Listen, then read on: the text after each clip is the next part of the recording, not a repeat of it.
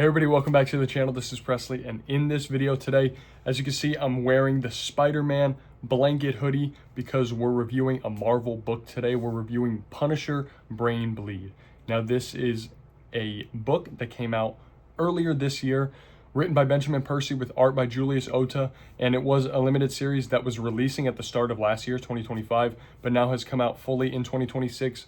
And I read it, and what did I think about it? I really dug Punisher Brain Bleed. So this is basically a story about Frank Castle, the Punisher, who wakes up and he has no idea where he is. He's being controlled by something else or somebody else.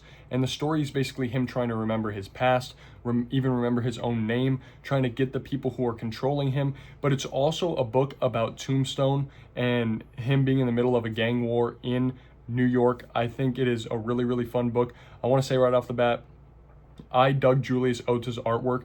Now, the artwork is different from the covers. All these beautiful covers are done by Marco Checchetto, but the artwork inside is different. It's very anime inspired. It almost looks like the absolute Green Lantern art style, and I personally dig it a ton. I think the skin tones and just the action in general, the colors, all of it looks amazing. I think the character models are really, really well done. And I think Julius Ota does a great job of capturing action and kineticism and anger, a lot of emotion in his artwork. I'm throwing up some panels now if you haven't already been looking at them. This artwork is great, and I do love Marco Checchetto's artwork as well, so I wish some of his art was actually in here, but he is just on the covers. That's okay because I think it's fantastic. Overall, the artwork gets a 5 out of 5 from me. Now, when it comes to the story, I really dug Punisher Brain Bleed. I thought it had a lot of great pace to it. It wasn't overly slow in some parts, but it still took its time to wrap up.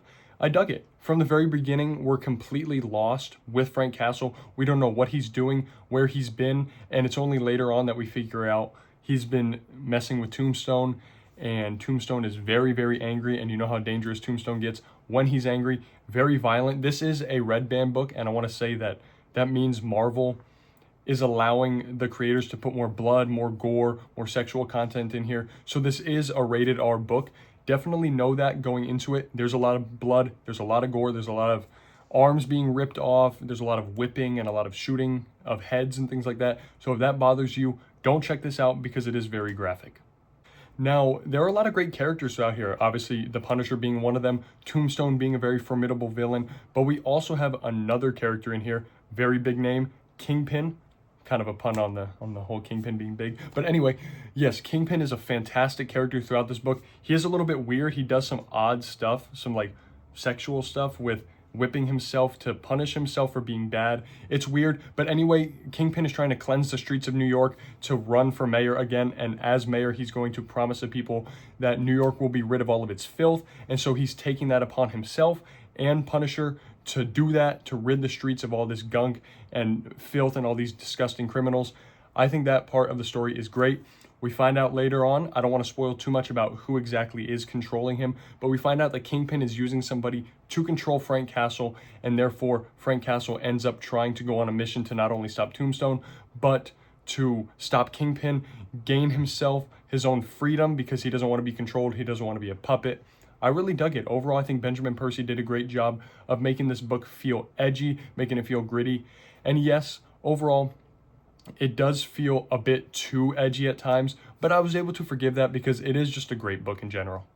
Now, before I want to wrap up this review, I will say I dug the graphic content in here. I thought it was really gross. Tombstone, some of the things he does to these victims, disgusting. Even a lot of Frank Castle's kills in here, very gnarly. He runs somebody over, he throws somebody in a trash compactor, he's shotgunning a bunch of people. I loved it. I thought the action, especially with Julius Ota's artwork, was one of the best parts of this book. And overall, there's a lot of heartfelt moments in here, especially with him kind of regaining his sanity and his mind back.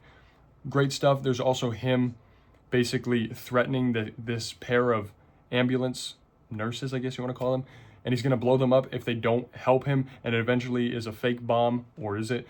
There's just a lot of fun little things throughout here, a lot of fun little emotional bits, some funny bits as well, and obviously a lot of graphic stuff.